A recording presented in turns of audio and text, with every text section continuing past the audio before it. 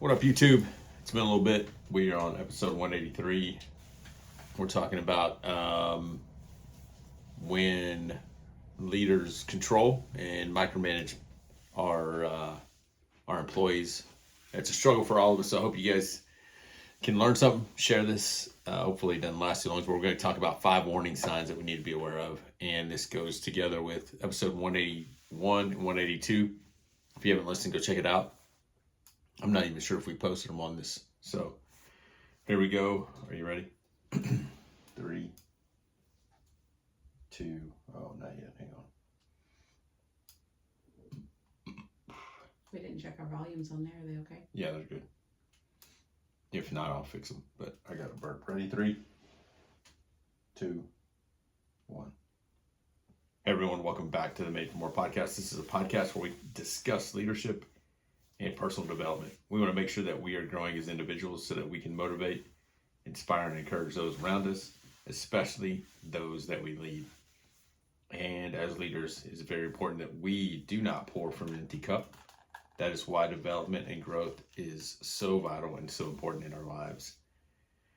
As leaders, we often pride ourselves on having the great ideas, the kind that inspire our teams and lead to incredible outcomes. But what happens when someone on our team has a better idea? What happens when we're not the smartest in the room, or when it's not our job to cross the finish line first? That's a moment leadership, I believe, is tested.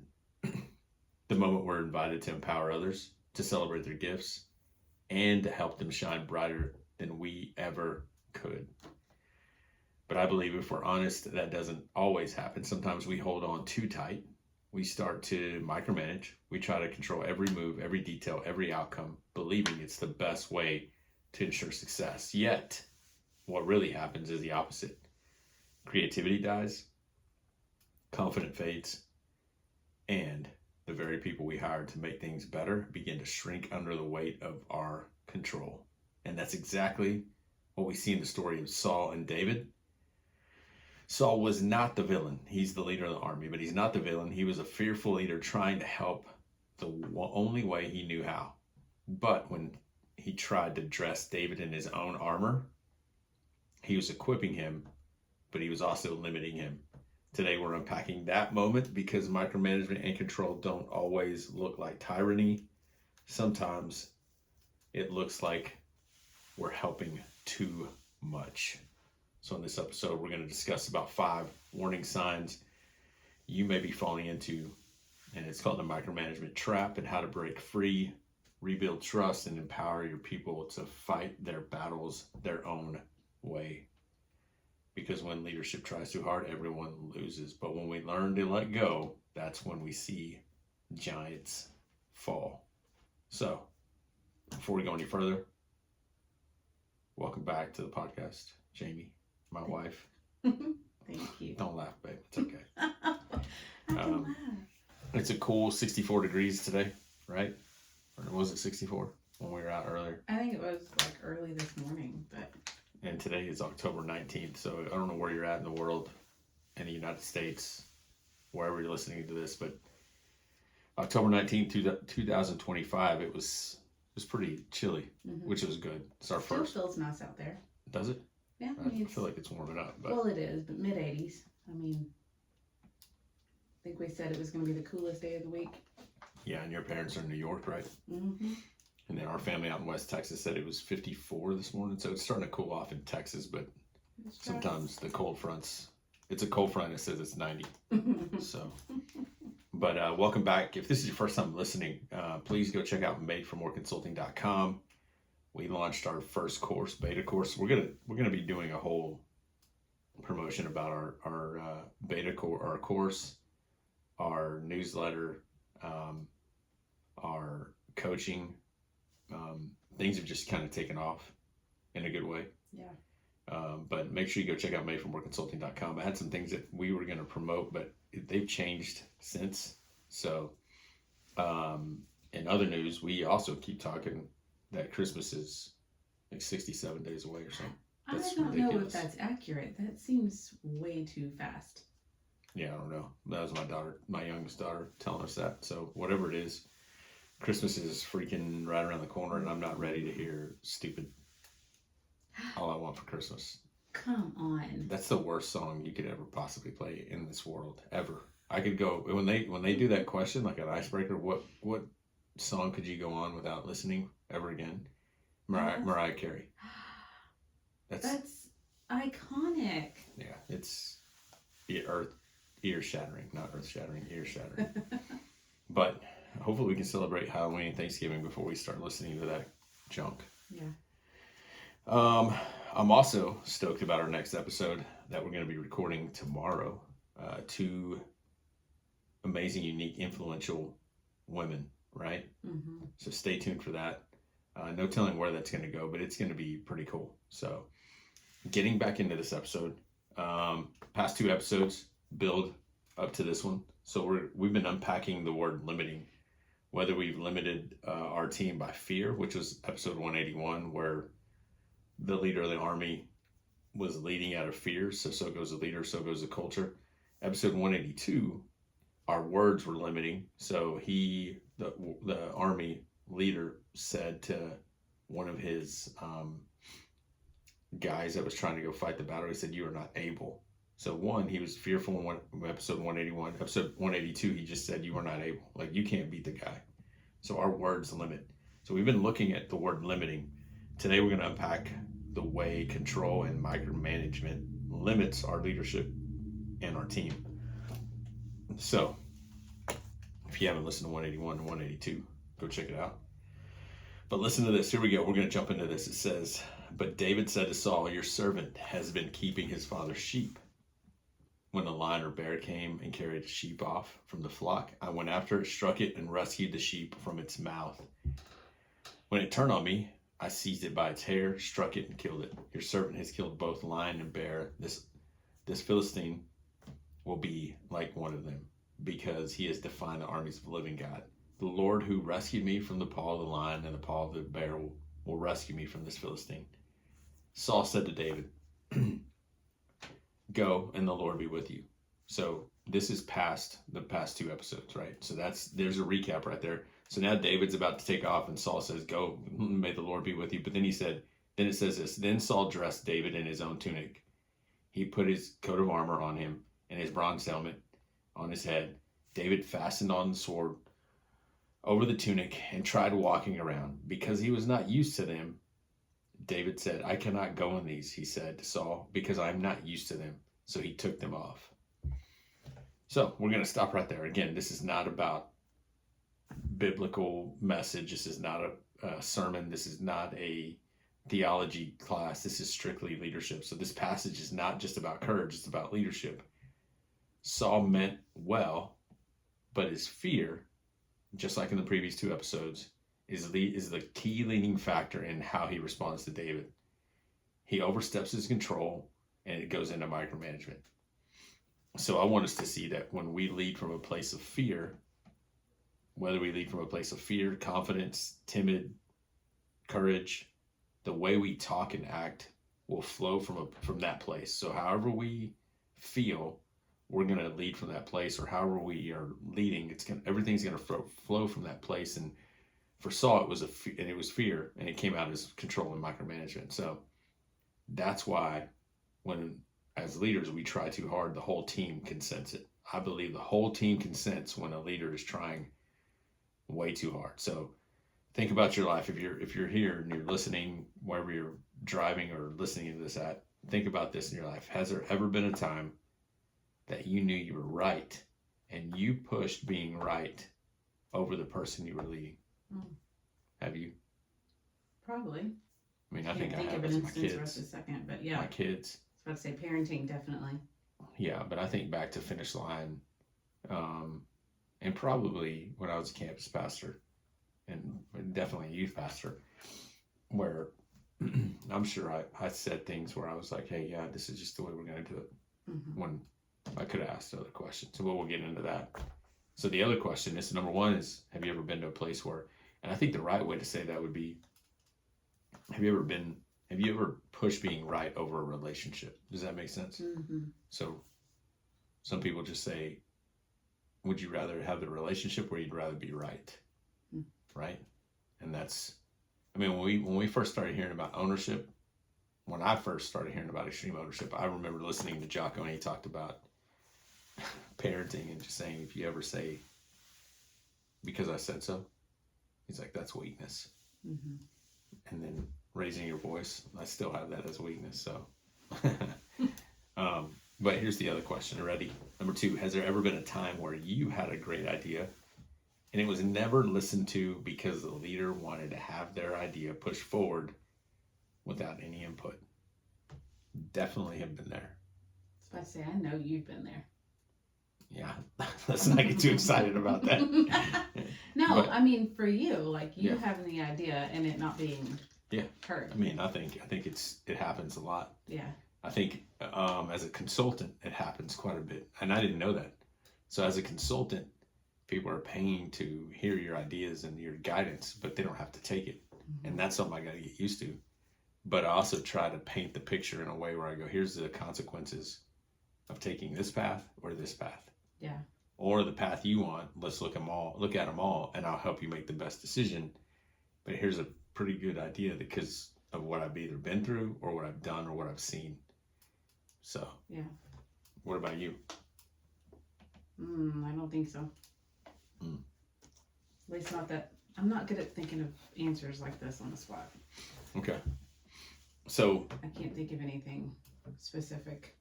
Okay. Well, if you're listening or you're watching on YouTube, think of those 2 questions. Have you ever been at a place where you pushed your team or people over being right, or your way over being, or allowing them to share, or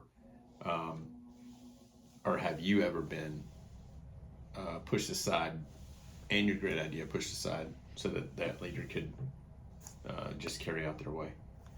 So the feeling of both of those scenarios sucks because here's the key factor. But the team loses in both instances, whether the leader wants his way or her way, or you want your way. Everybody loses, whether it's morale, influence, credibility, or the most important thing for teams to have, which is trust. We all lose. And it's tough to recover from that. It's that whole thing that trust can be built over a lifetime, but can be lost in a couple seconds. So as a leader, here's a side note though, something I've been sharing with people lately, a couple of teams is, side note, this could be a totally different podcast, but we build trust as individuals by asking for help, not offering it. You get that? We build trust by asking for help, not offering it. Does that make sense? So me calling someone right now and saying, hey, I'm in a tough place, can you help me?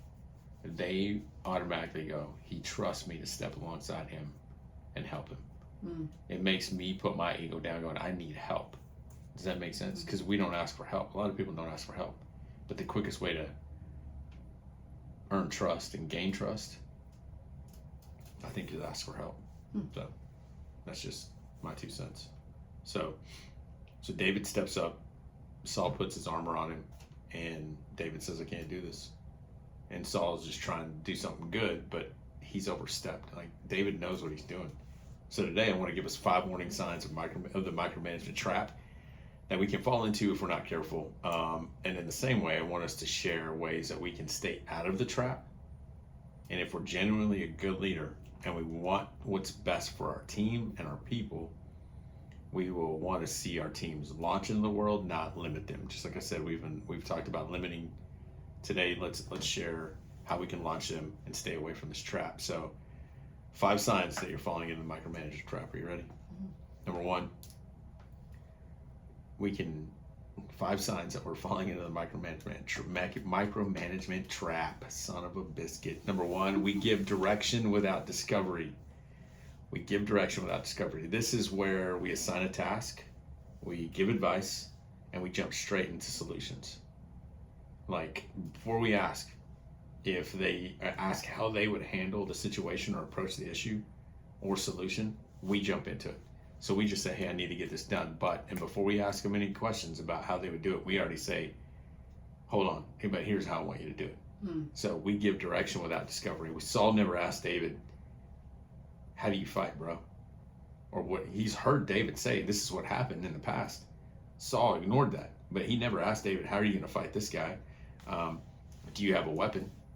There's no conversation at all. So as leaders, we have to be careful that when there's a situation, a solution's needed, a problem is in front of us and our team, if we don't ask questions, it's easy to just jump to the solution.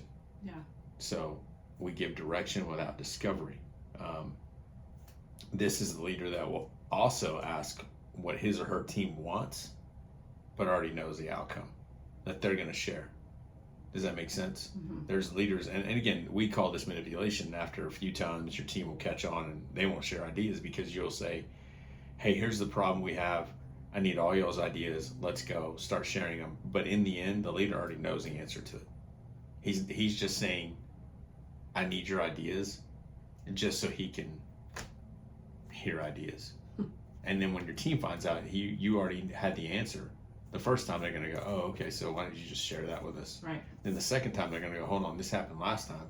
And then the third time it's going to be this is already the song and dance we've already seen. Yeah. So you might as well just share it. But one of the signs of falling into the micromanagement trap is that we give direction without discovery. I think that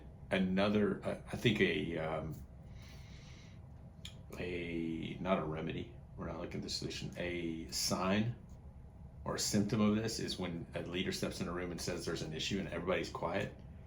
I would wonder or guess if it's happened before where no one wants to talk because there's no trust, Mm-hmm. or the leader's always given the solution. Does that make sense? Yeah.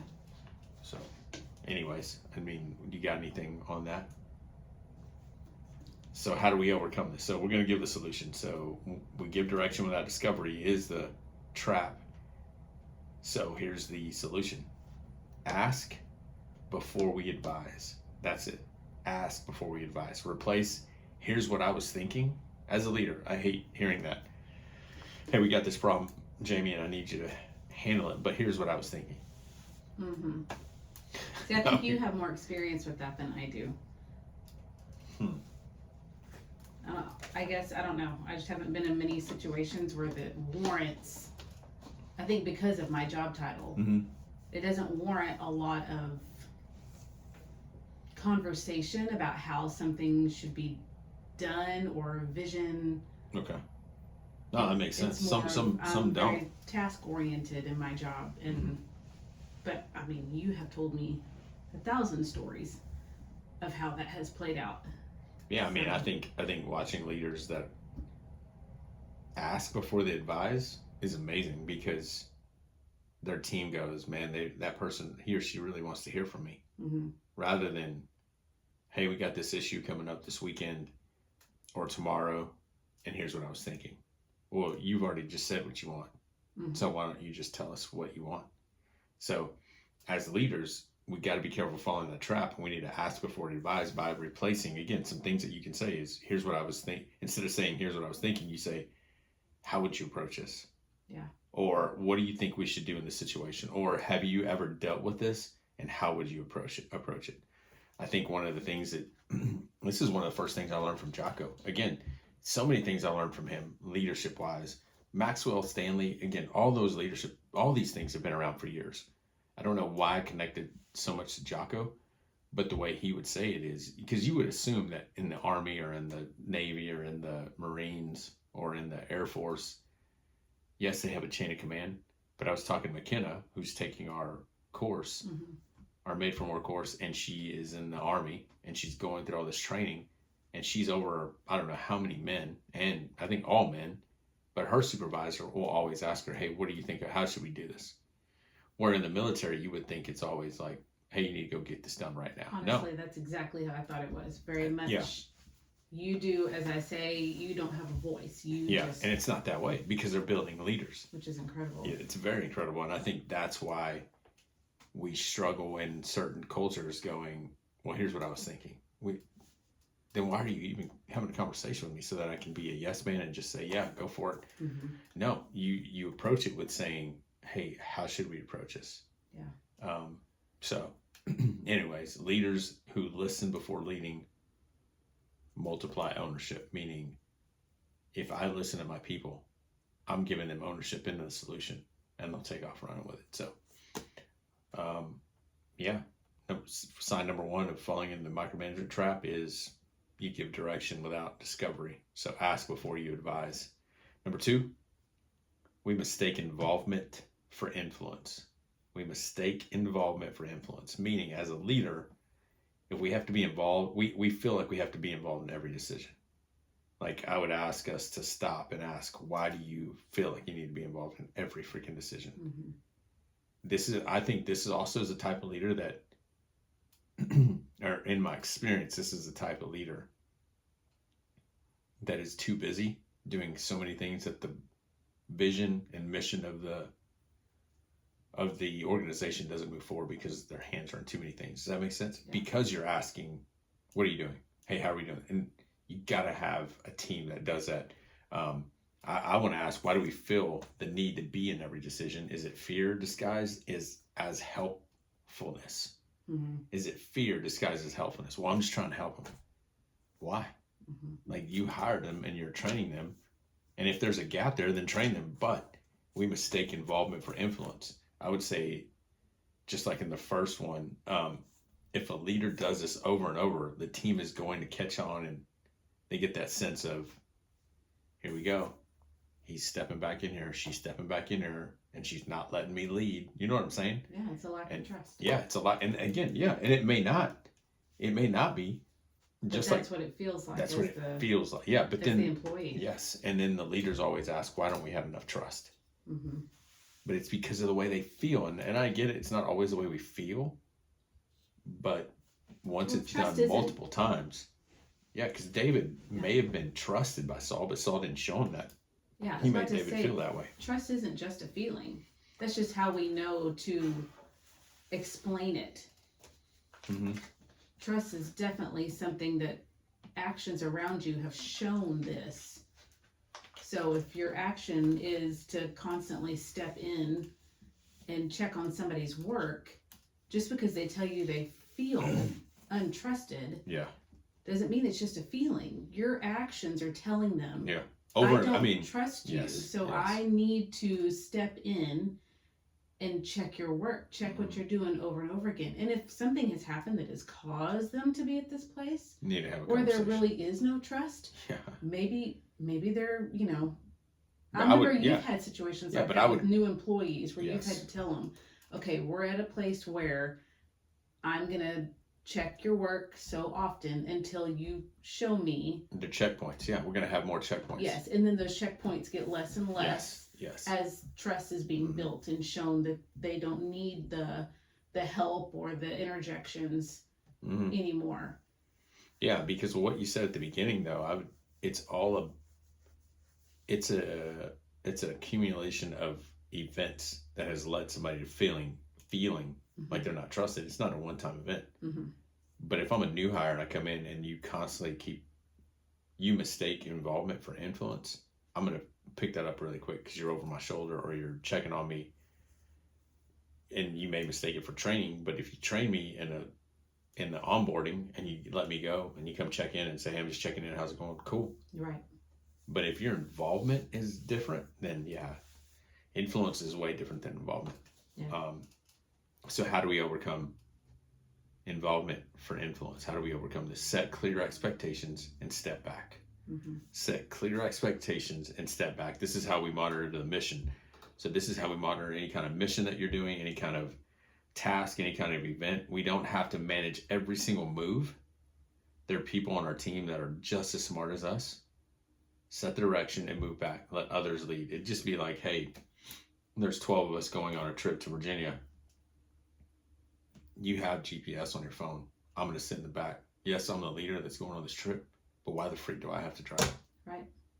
Let other people do their job on the bus and let them roll. So you might be surprised what you. Yeah, somebody may already have it tracked out, going, hey, here are the rest stops. Here's the great food. But because you're holding on to the reins, no one wants to step up. Yeah. So set clear expectations and step back. Influence the vision, I love this. Influence the vision, not the steps. So you always tell everyone, we're going to Virginia. Not, we're stopping in Dallas. We're stopping in Oklahoma. We're stopping in Tennessee. No, just influence the vision. We got to get to Virginia. I like that. How are we going to get there? So I'm going to have to highlight that. So, because I have some already pulled aside that we're going to put on social media, but influence the vision, not the steps. So so far, two of these. 5 signs that you're following your micromanagement. Number 1, you give direction without discovery. Number 2, we mistake involvement for influence. Number 3, we want the win to reflect us. We want the win to reflect us. So if we're honest, everyone likes to win, especially if you're the reason the team wins. Sometimes we want to help, but deep down inside, I believe we want our fingerprints all over the victory. So like Saul put his armor on David, because what would it look like if David would have defeated Goliath with Saul's items? Saul would have had some kind of ownership in the victory. Some kind. Well, he used my sword, or he had my breastplate, or he had my helmet. David didn't need any of that. Mm-hmm. So it would have looked a lot different if he would have kept that on and then defeated Goliath. Saul would have been like, hey, he could have said, it's because of my sword. It's because I let him use this. So yeah, we want the win to reflect us. This is simple. How do we overcome this? Celebrate people out loud. Celebrate our people out loud. Do you know what that means? Mm-hmm. Okay. This means not just physically loud, but it means celebrating them and saying their name and doing it in front of the team. Do our teams feel appreciated and recognized? That's a question you should ask yourself. What if, as a leader, you were never recognized? What if your involvement was never recognized? What if your accolades were never recognized? We don't like the way that feels, so our teams don't like it when they're not recognized. Our teams need this too, not only celebrating, but does the team know the story of each individual person on the team? And I know if you have 1,000 employees, it's not possible. But at some point, know your team's story, know their individual story, and make sure you share some of that. Because what it does, it gets the team to know each other, and it lets the team know that you care enough about them to know their story. And really, celebrating people out loud, allow your teammates to tell their story. Allow your team members to tell their story. Meaning, where did they come from? How did they get here? How did their wins evolve over time? Who's their mentors? Who are the people they look up to? It doesn't have to be about the leader all the time. So true leaders don't need credit to feel valuable. They are the ones that create it for others. Does that make sense? Yeah, but to me, I can see the lie in that, though. As far as the leader feeling like they have to have their name be what's projected. Because if you have a great team around you and there's a win, you're still a part of that win. It's because you were able to let them lead to their full potential that caused the victory. So then you get to have the joy in but that. they're blind. Leaders are often blinded by ego, and it's all about me. I think about that with Saul. Like, he could have been, yeah, he still would have gotten the recognition of being the leader that recognized this was the person appointed for this mission. Mm-hmm. And they let them do what they were good at. And then here came the victory. And then later on, I mean, I think it is in the next few chapters, every victory that the army had, he was getting more and more frustrated because David's name was becoming greater. Yeah. And he was the king. Whereas a king, you should be able to go, man, this is one of my guys. Yeah. This is one of my guys. Because it points back to you still. Yeah. And I think that's a big thing with Echelon Front. Again, going back to Jocko, they have so many people on their staff that are studs, that are either veterans that are amputees that have a crazy story, or people that have never been in war, but they're leaders, because he's not taking the credit. He's like, this is my team. They each individually do something else. I also think that I remember working at Finish Line and going to the national managers meetings, and specifically when we won Manager of the Year and Rookie of the Year. I mean, it was not me. Mm-hmm. And I felt bad going. We went on that trip to Puerto Vallarta. Mm-hmm. I went to Disney World, all expenses paid, tons of free stuff. And I felt bad because it's not me. But when you come back and your team's just as excited, that's probably a key checkpoint or light bulb that goes, oh, they appreciate me because they see that I appreciate them. So, and I said this with the coaches that I just recently talked to. I think when we celebrate others, it's like the relationships that have lived on from finish line. I mean, I haven't been there in, 15 years, 16 years almost. More. Yeah, but we still have. I mean, we go back and we talk to Brooke. We know her 2 kids. Yeah. Right, and that's what I'm saying. I mean, so wild. So, don't fall into the micromanagement trap of wanting yourself to be in the win or having the win reflect us. So, number 1, we give direction without discovery. Number 2, we mistake involvement for influence. Number 3, we want the win to reflect us. And number 4, we don't trust until it's proven. We don't trust until it's proven. That's a big micromanagement trap because there's some of us who would hold back trust like it's something to be earned. If you're holding on to it, or if you're holding it back, that's not trust, that's control. Some leaders start out this way, and I've heard it this way. I mean, it's in the world with, especially the corporate world. They started this way. We're leading without any discernment at all. They just say, hey, here's how you can earn my trust, or hey, I'm not going to trust this person until they do this, right off the bat. And I get what they're saying, but again, if you start out your team by saying this is a way to earn my trust, or I guess I got to be careful how I say that, but I would rather start out with trust and they can sense it and feel it rather than say, here's how you're going to earn my trust. Does that make sense? So as a leader, let's say I just hired 15 people and I'm sitting down with 15 people. Right off the bat, hey guys, this is the way you're going to earn my trust. And I start going at it rather than saying, hey, I trust you. Yeah. And I hired you for a reason. You automatically put in their head, like, I don't want to let this guy down because he's putting trust in our relationship. Rather than going, this guy doesn't trust me. Then why am I here? Do you see what I'm saying? The 2 different ways to look at it? Yeah, because that's how I want to be as a parent. Yeah, exactly. Yeah, and that's tough for me because I know how I was as a kid. And We constantly struggle. Uh-huh. Yeah, because I go, babe, I know how I wanted to stay home, and I put the thermometer next to the light so that it would heat up. Yeah, but you put your own struggles or whatever the word is that you did, the negative things you did, and put it on the kids. Like they're Yeah, I know. And that's automatically how they think because they're the same age you were when you did that. Yeah. But it's crazy. It's it's a constant struggle for me. Yeah. I definitely want them to feel that trust, and that's a conversation we have a lot is, this is a trust thing. I want to trust you to make good decisions. Yeah. And to handle this well. So if you start out that way though, your team or your relationships feel that. If you don't, then I feel that too. Yeah, that's why I put it is our team, just like the previous ones, if it's done over and over and over again, eventually you're going to be the leader that goes, hey man, I wouldn't work there because they don't trust you.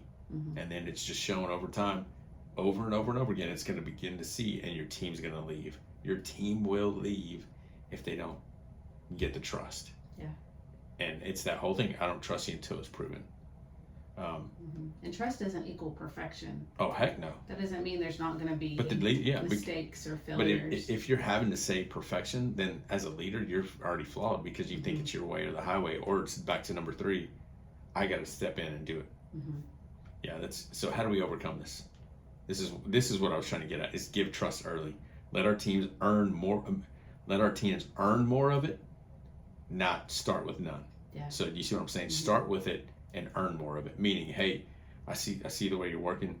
Man, I appreciate that because I can't be here all the time, and I have position open? Are you interested in moving up? That makes someone go, dang. Not, hey, I got to see if I can trust you to get this position. Mm-hmm. Come on.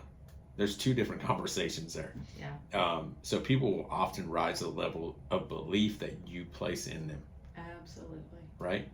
Because if someone says, hey, you're never going to do this or be that good or what, again, so dumb. And that, when people say that, I think it shows more about them than it does about the actual team member. So if we're struggling with buy-in, with trust, as a leader, I would ask, do you believe in them? And am I showing them and telling them? As a leader, if you're struggling with trust and as buy-in for whatever you're trying to do as a team, I would ask yourself, do I believe in my team, and am I showing them, and am I telling them, and how are you doing that? Because if you don't have buy-in, you're not going to get very far. You're trying to think too far down the road. If you think that you're trying to do these events or planning or whatever, sell whatever you're trying to sell, the foundation isn't even set. Yeah. So, yeah, the micromanagement trap is number 4. We don't trust until it's proven, and the way to get over that is give trust early. So before we get to number 5, a recap. 5 signs that you're falling in the micromanagement trap. Number 1, we give direction without discovery. Number 2, we mistake involvement for influence. Number 3, we want the wind to reflect us. Number 4, we don't trust until it's proven. And then number 5, we're leading from fear, not faith. We're leading from fear, not faith. And this is not spiritual at all. I am not talking about spiritual action here. I am talking about the fact that if we lead with fear, it can disguise itself as responsibility, meaning, well, I'm responsible for everything, so I just got to make sure they're doing what they're supposed to. No, it's my job that's to fear. make sure. Yeah. Mm-hmm. So I can tell them that I am held responsible as a leader, so I'll have to control things, right? Mm-hmm. I'll hide behind the fear, and that removes any kind of faith that you have in your team. So I'm saying not faith as in God, right? And you can take that. We can have a whole conversation about that. But faith in the team, your team's going to sense that again. Mm-hmm. I know if my leader believes in me or not. And that's sad the day that you find out, oh, they don't believe in me. Yep. Saul was not afraid David would fail. I think he was afraid that David would succeed without him. Mm-hmm. You know what I'm saying? Because Saul was scared. Saul hid for 40 days. And the giant kept going, bring it. And you have a freaking kid that's checking on his brothers, running an errand. And he goes, hey, I can do this. And he goes, and then Saul tells him, you're not able. You can't. And he was like, I'm going to do it. Okay, well then here, put this on. Saul was afraid that David was going to succeed without him. Mm-hmm. So how much more would our people achieve or pursue in life if we believed in them and showed them? Just like others, when our team feels the constant constraint of fear and control, they will constantly wait for the leader to tell them what to do, and the entire team suffers. It's like when you're watching basketball, or I think basketball is probably the biggest one that you can do this on, or tennis. When there's a team sport and there's a foul called, the first thing they do is look at the coach to see, is he going to pull me out of the game? And he messes up over and over again. And when maybe that person's just trying. But when there's a fear because the coach wants his way or the highway, they're always looking at the sideline. And when the players are too busy looking at the sideline, then they're not focused on the game. They're focused on fear. Mm-hmm. Does that make sense? Yeah. So, yeah. But when the team knows that the coach believes in them, they're going to go, I'm not even worried about being taken to the game because he trusts me or she trusts me. Yeah. Times in our life when I can see this played out the most is our parenting. Like both of us have a tendency to react harsher when we're afraid. So we pull in that control. Those reins get super tight because we're afraid. You know, that's what I just experienced in my job is fear came that my supervisor was going to get reprimanded for not knowing something. Mm-hmm.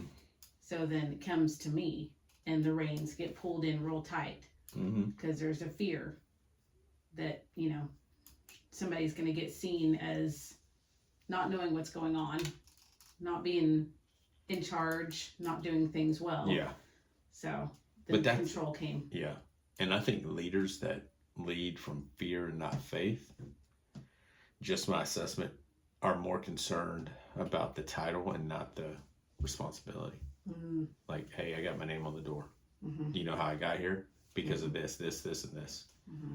Well, you just saying that lets me know you stepped on a lot of people, probably. Yeah. Or hey, rather than, man, there's a lot of hard work, but the people that helped me get here are these people. Yeah. And I'm only here because, again, for me, it was Cody Reynolds, Jennifer Rodriguez, Jason Perez, Carlos Chavez, Amy Williams, Brittany Van Avery, Brooke, Stephanie. I mean, and Sal. I mean, the people that worked for me Crystal, Drew, Charlie, like those people put me where I was going to be successful because of the way they believed in me, and they weren't fearful. Right. That's what's crazy, is you'll remember, and your team remembers. Mm-hmm. So how do we overcome when we're leading from fear? And it's a simple lead from faith in people, in your purpose, in the process. Have faith in people, the purpose, and the process. If we don't have any of those things, and I just put this, you better get them. You better have people. You better go get people. You better get purpose, and you better get a process. Because if there's anything I learned in the past 2-3 months, starting this course and the stuff Made for More is doing, is you aren't going to be successful on accident. Yeah. Like, you're not. Mm-hmm. And there's some people that have launched businesses that hit this wall, because I was one of them, that you're like, hey, I just thought things were going to come to you. No, they don't just happen. There's no, hey, I'm just going to wake up one day and people are going to be flooding my inbox with clients. Right. No, you have to have a process. You have to have a system of going out there and saying, this is what I do. So you have to have a process. You got to have a purpose, and then you got to have people.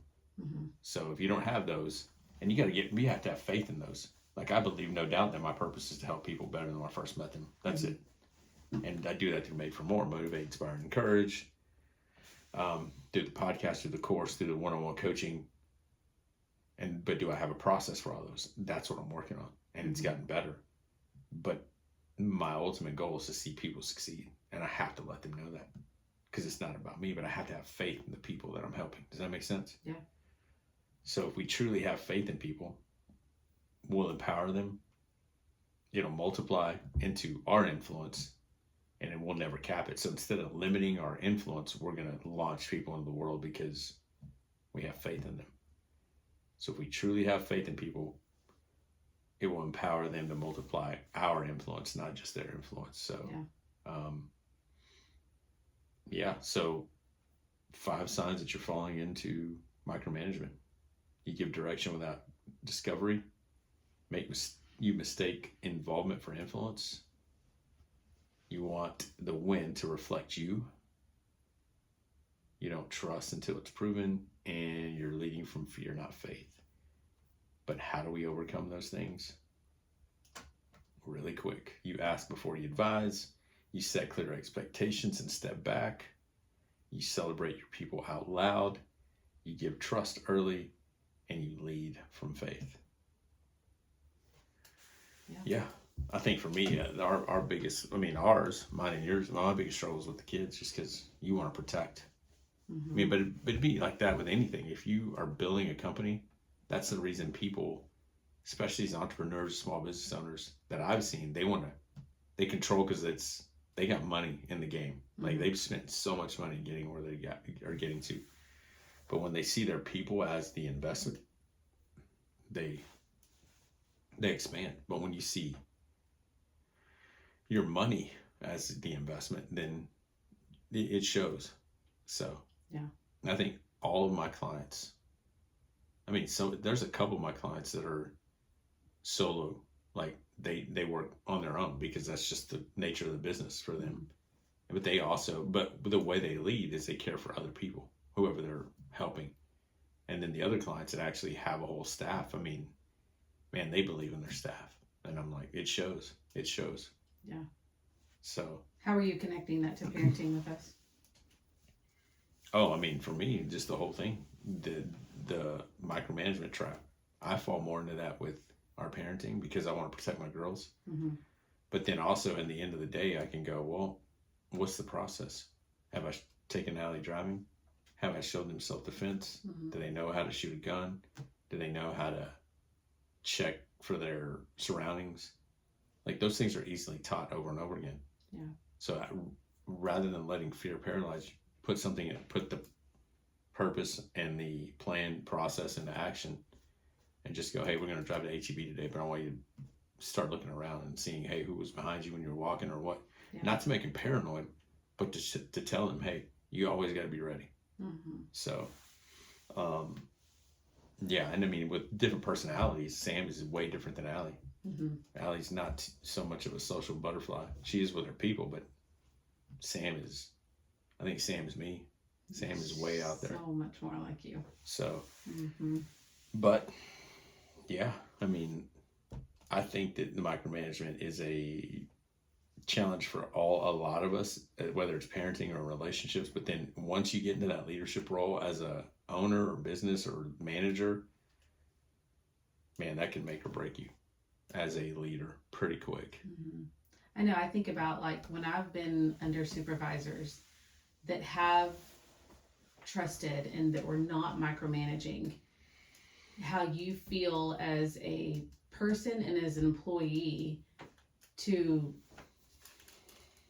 thrive, like to do a good job and to kind of see even things out of yourself that you maybe didn't know were your strengths, because this person has allowed you to step out, to, have a voice, to do something different and not just stay in your own little box. Yep. Then you get to see the full potential in yourself as well. Yeah. And so that may be a good checkpoint for people. Do your employees feel like they're thriving? Yeah. Underneath your leadership? Yep. Are they excited about who they get to be and the things that they get to do? Because if not, then they're probably stifled. They're probably like, oh well, I just come to work every day for a paycheck. And yeah, because if they're not thriving, then at some point your business or whatever role you have them in isn't, and in the end everybody loses. Again, it goes back to everybody loses. Well, if Saul would have kept David in that, everybody would have lost. So yeah, I think we often mean well when we're trying too hard, but as leaders we're going to be limiting others and their ideas when we try too hard sometimes. Yeah. So as we close, I think we need to ask ourselves, am I trying to make someone fit into what I have done, whether it's your kids or your team? Am I trying to make my team do it my way? And have I asked them what they think and how they would do it? 3 simple questions for ourselves. Am I trying to make someone fit into what I've done, just like the armor? Am I trying to make my team do it my way, just like Saul was going to do it, told him he couldn't do it? And have I asked them what they think and how they would do it? When we let leadership go, we trust our people to lead their way, and that's when we knock out the giants, and then the entire team wins. So my suggestion for this week is to get your leadership team together and ask yourselves if are we falling into the trap of micromanagement and control? And if you are, then it's time to fight with all you got to get out of it. So ownership goes a long way. Yeah, ownership. I mean, when it's given and as a leader, it'll take you a long way. Also, if this is something that Made for More can help you with, we come alongside teams to help create this kind of culture that builds team environment, and I promise you, your trust and teamwork will thrive, because that's what we do. We do it for Amy, Shonda, Allison, Russell, Brian. So those are 5 key areas. Did it for Slab for a while. A good while.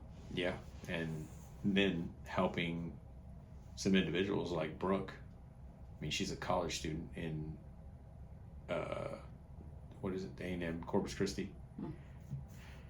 and we're helping her from afar, but it's to help create the culture around you that you want. That's not selfishness, but it's selflessness in order to expand your influence and build the culture around you. So all you got to do is email me.